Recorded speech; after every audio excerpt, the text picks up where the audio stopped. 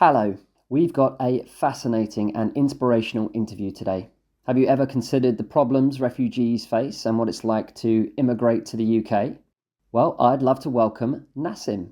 Thank you. Can you spell your name for us, please? It's Nasim, Nasim. Do you have a sign name? Yes, I have a sign name, but this is it. It's funny.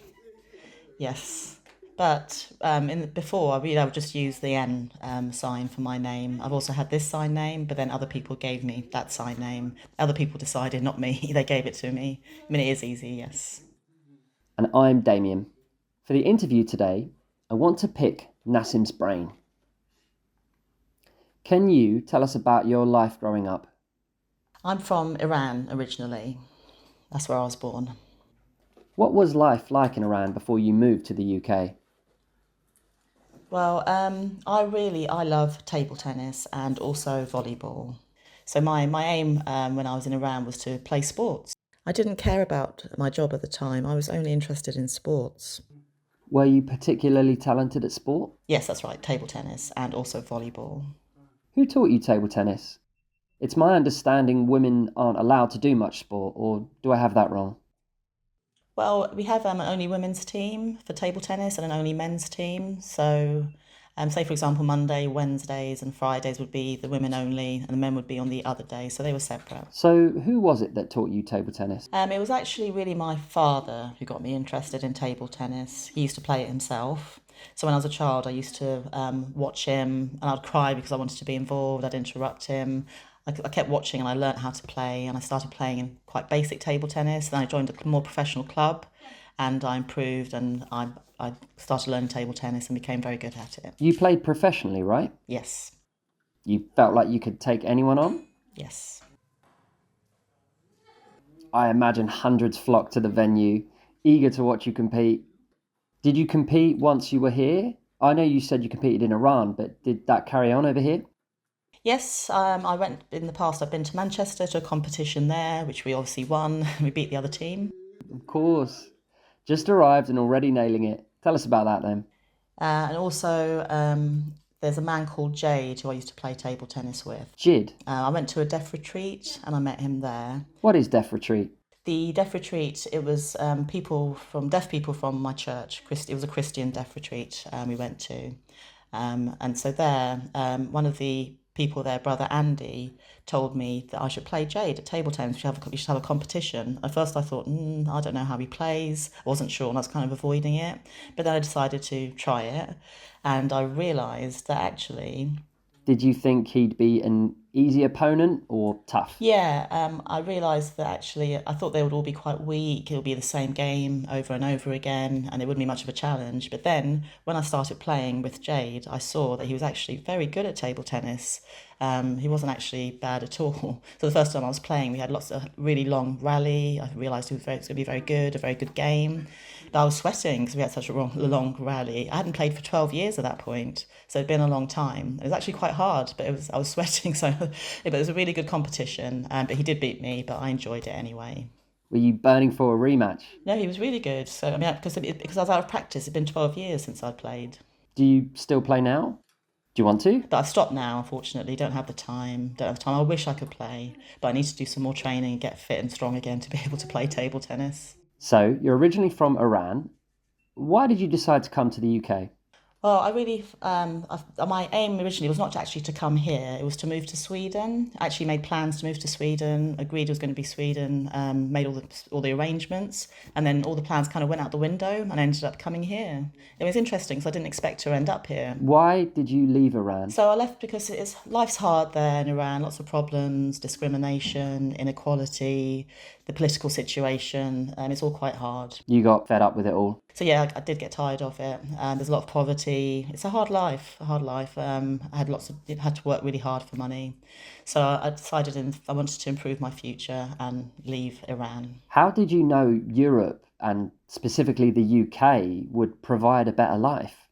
Because I had quite a lot of friends that had moved and left Iran, and they told me that it was a more positive experience for them. Did you believe them, or were you unsure?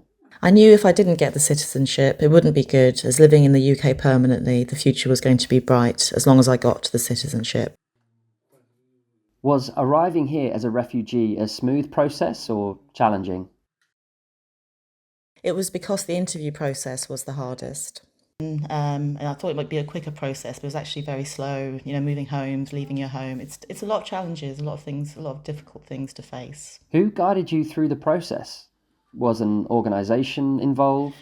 Well, when I arrived here, the Home Office would kind of give me information, let me know about my visa, because in Iran I didn't actually have an interpreter. I wasn't really signing there. Everything was all done more orally. But here, things were different for me.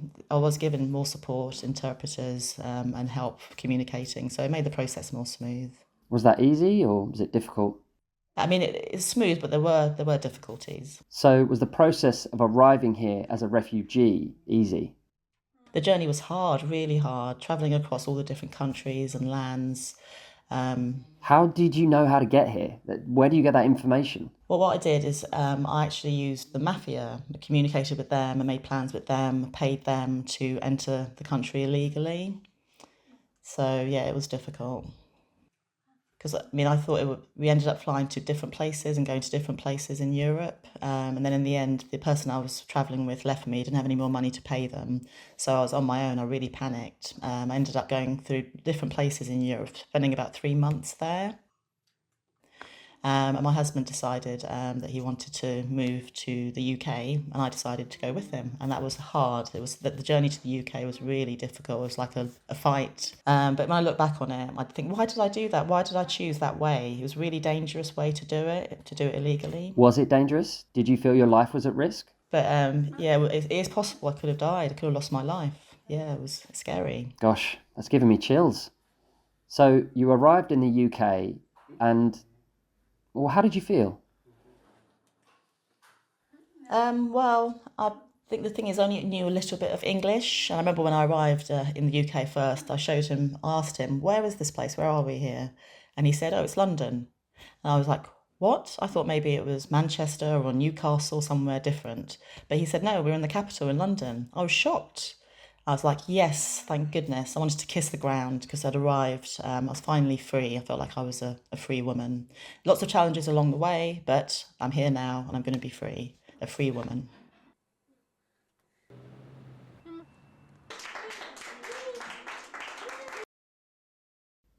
When you first arrived to the UK, did you have to make any drastic adjustments?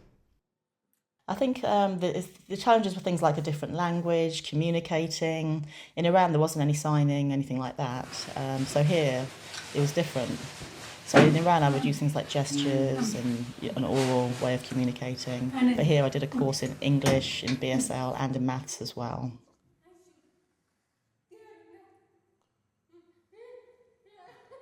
So slowly, things got better when I was here. Pick up the basics. So yeah, I learnt sort of fairly simple English, but yeah, I also learnt BSL from meeting friends and signing with them.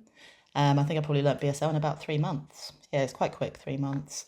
But I mean, English has always been a bit of a struggle because I can sign BSL. When I try and translate that into written English, the grammar is different. So I struggle more with English and prefer signing. How was adjusting to British culture naturally different from Iran? Did that come with challenges?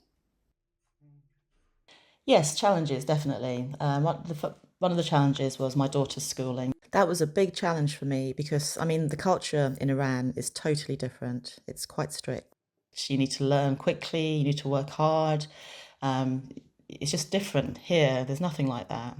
Nothing at all. It's much more relaxed. So yes, yeah, I had to basically, I was asking the teachers to please, be more strict, and they had to accept that the culture is different. I had to let go of that culture I had from Iran because I felt it wasn't fair because I had to work really hard when I was at school, but my daughter was different here.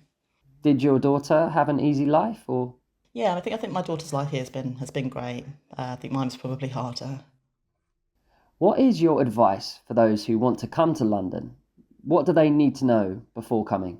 I think probably what would really help is not going the legal route into the country, trying to go through the correct channels to get here safely. It's actually worse and more dangerous to travel here illegally. I think even and now it's even more dangerous. You've got the ships, people drowning, lots of different risks that you can face here. It's better to go through the legal process. So yeah, it would really be, if possible, it's best to do it through the correct channels. Is it expensive? I mean, maybe if you can try and save money and do an application. You'd need to sell your land or something? Yeah, something like that, yeah.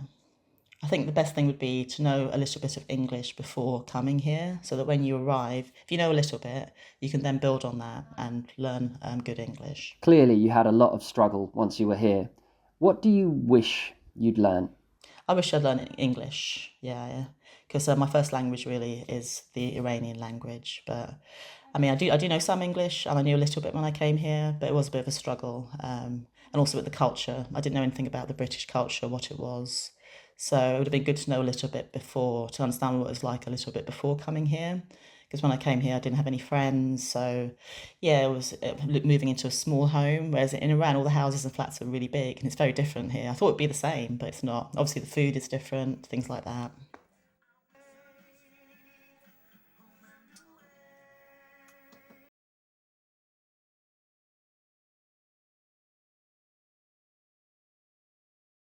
That's a lot of preparation.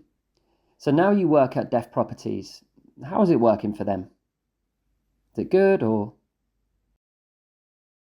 It's been really great working for Deaf Property because I've really learnt a lot about buying and selling homes and conveyancing. So, it's kind of enriched my skills and my life learning about that. I thought it'd be easy to buy a house, but there's so many things involved. You've got a solicitor, you've got the conveyancer, you need to provide evidence of lots of things, proof of your income, and seeing all the different houses and seeing the process has been great. It's been really interesting and worth it for me. What's it like working with the team at Deaf Properties? How has it been gelling together with everyone's different backgrounds and knowledge of the industry? No, it's been fine, no problem. I think I've integrated really well with the team. If I've adapted my communication style, I've had to use gestures or whatever it may be. So people can understand signs, even if they don't use British Sign Language, for example, the sign for born. I mean, there's been challenges, it hasn't all been plain sailing. But for example, sometimes I need to do things, translate things into written English. But yeah, it's all been good in the end. How do you communicate when you visit properties? Well, when I go and visit properties, I mean, there's lots of different ways I can communicate with the people there. There's written English. If that doesn't work, try using a remote solicitor interpreter, a VRS interpreter. I would actually prefer, or you can actually get an interpreter to come face to face. I do prefer that. It makes things much easier. I can just sign.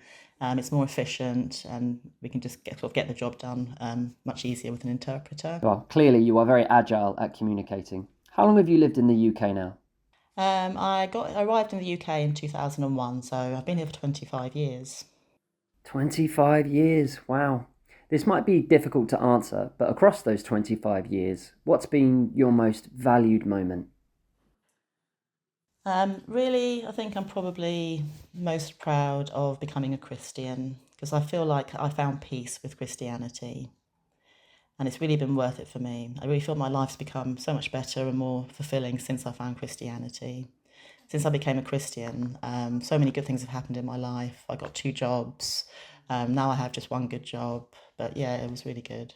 So, for me, it's like God's grace to help you get it done. And yeah, I think that's an important message. So, I understand you travelled around with your daughter a lot and learnt a lot along the way. Yes. If you'd have stayed in Iran, would you have had the same opportunity to travel, do you think? No, that's correct. I would not have experienced that. The UK gave you that freedom. But I've seen so many beautiful places and had so many wonderful experiences. Sounds like you really value your daughter for encouraging those opportunities. Yeah, because my daughter's wanted to travel so many different places. I've said, okay, I'll just follow you. It's up to you. I'm doing it for you as well.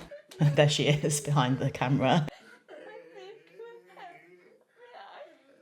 So yeah, it's You were you, isn't it? strong-willed. So, yeah. You wanted to go. Considering your journey to the UK and your career here, what would be the one piece of advice you'd give to others who are potentially experiencing the same struggles? I think that the best thing if you move here from a different country is to try not to depend too much on benefits. Don't stay on benefits for your whole life here. Don't rely on benefits. Is that what happened with you? Yes, because I was like that in the past. I was on benefits for many, many years, just relying on benefits. But then when I became a Christian, I realised that I don't have to be dependent on benefits. I can be ambitious and achieve things, and I got a job. So that would be my advice to everybody, especially women, that you can achieve anything and you can get a job if you really, really want it. You can do whatever you put your mind to. Don't feel like you have to accept just being on benefits and doing nothing else in your life. Well, thank you so much for being here. I really value your time. Thanks to Nasim and her incredible life story. Thank you for watching. You're signing, use my sign name, Nasim, and the N sign as well. It's funny. And thanks again, Nasim, for being here. Thank you. Bye. Bye.